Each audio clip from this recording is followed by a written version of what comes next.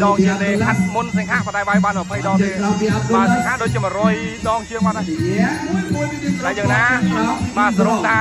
អរគុណសិង្ហដែរដែលឲ្យដល់គាត់ផុតពីថ្នាលព្រោះពេលដែលគាត់ឈ្នះសិង្ហបាទគឺមានឱកាសថាបានប្រាក់រង្វាន់ធំៗឥឡូវតម្លៃខ្លួនបាទតម្លៃខ្លួនបាទជា$1000បងប្អូនដងសាដាក់ឡាំងក៏ប៉ុណ្ណាលោកអាចវិញមកមួយអី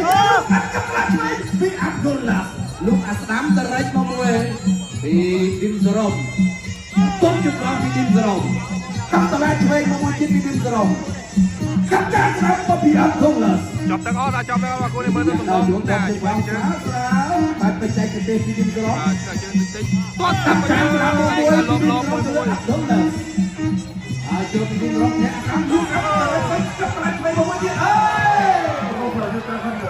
យ៉ាងម៉េចឯង One, two, three, 4, 5, 6, 7, 8,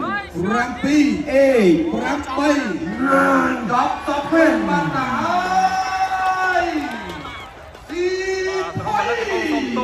បាទទាត់ធ្ងន់តិចហើយថ្ងៃនេះបាទរើជើងផ្ទះ